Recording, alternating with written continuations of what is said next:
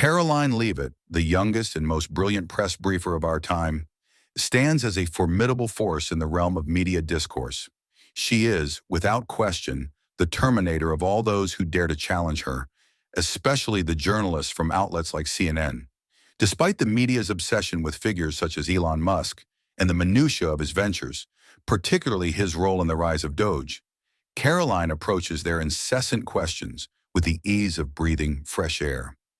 The inquiries she faces are often harsh, conniving, deceitful, and at times tinged with gaslighting tactics.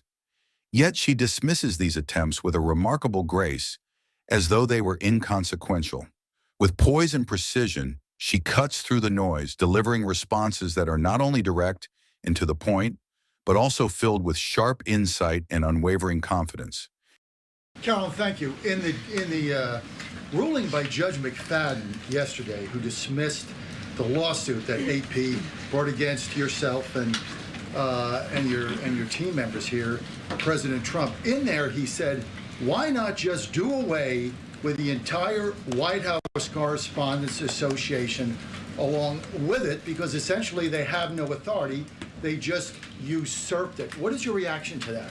Well, first of all, John, it's great to see you. And you are one of those individuals who has you're on a streaming platform that hundreds of thousands of people tune into every day. So it's great to see you in the briefing room. I did address that actually in my opening remarks by announcing that the White House press team in this administration will determine who gets to enjoy the very privileged and limited access in spaces such as Air Force One and the Oval Office. There are, as you know, look at this room, hundreds of journalists who show up to this building every single day and are not granted that luxury of flying on Air Force One and asking the President of the United States questions. And so we want to ensure, again, everyone has a seat at that highly coveted table. But alas, the legacy media outlets who have been doing this for quite some time and have invested resources into covering the White House, their spots will remain, just like they have in this briefing room as well. Sure. Steve. Could you give us an update on the negotiations around the Ukraine minerals deal, and when is President Zelensky going to come visit? So the president talked at length about this yesterday, the critical minerals deal with President Macron, and in the more than hour-long press conference he gave all of you in the Oval Office himself. There hasn't been significant updates since the president's remarks last night, but I will just reiterate his position. It's critical that this deal is signed. He expects President Zelensky to sign a deal.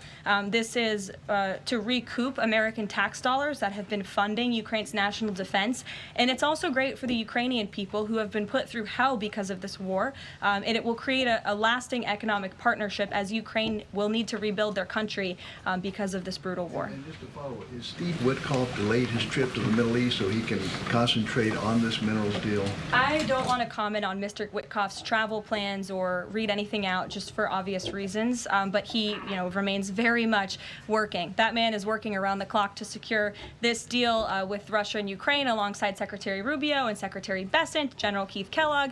He's also working very hard to secure a peace deal in the Middle East as well. So God bless him, and he's working alongside the president every single day.